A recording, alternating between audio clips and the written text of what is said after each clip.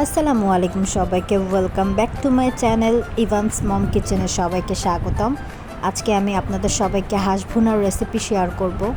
এখানে আমি প্রায় 2টা হাঁস পরিষ্কার করে কেটে ধুয়ে বেছে নিয়েছি। তারপর এখানে দিয়ে দেব প্রায় পরিমাণ মতো অনেকগুলো পেঁয়াজ কুচি, যেহেতু আমি হাঁসের মাংসটা ভুনা করব। দিয়ে দেব পরিমাণ মতো লবণ, 3 চা চামচ পরিমাণ মরিচের গুঁড়া, 2 চা চামচ ধনিয়ার গুঁড়া, 2 চামচ হলুদের গুঁড়া। তারপর দিব হাফ চা চামচ জয়ত্রী গুঁড়া, হাফ চা চামচ জয়ফল গুঁড়া। তারপর 1 চা চামচ সাদা গোলমরিচের গুঁড়া, 1 চা চামচ কালো গোলমরিচের গুঁড়া।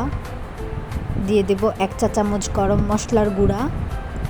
দিয়ে দিব প্রায় 4 থেকে 5 চা চামচ পরিমাণ আদা রসুন বাটা, 2 চা চামচ পরিমাণ এলাচ দারচিনি ও জিরা বাটা, আস্ত গরম মশলা এবং পরিমাণ মতো তেল দিয়ে আমি মাংসটা খুব ভালোভাবে মেখে ম্যারিনেট করে রাখবো প্রায় 2 ঘন্টার মতো। আপনারা চাইলে সাথে সাথেও বসিয়ে দিতে পারেন।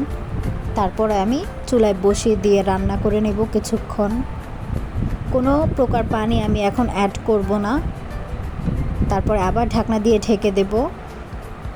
মাংস থেকে যতটুকুই পানি উঠেছে সেই পানি দিয়েই আমি মাংসটা খুব ভালো করে কষিয়ে নেব।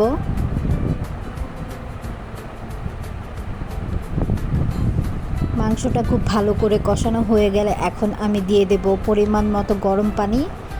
মাংসতে আপনারা সবসময় চেষ্টা করবেন গরম পানি ব্যবহার করার জন্য। তারপরে মাংসটা রান্না করে নিলেই তৈরি হয়ে যাবে মজাদার সুস্বাদু হাঁস ভুনা। আপনারা বাসায় এভাবেই ট্রাই করবেন।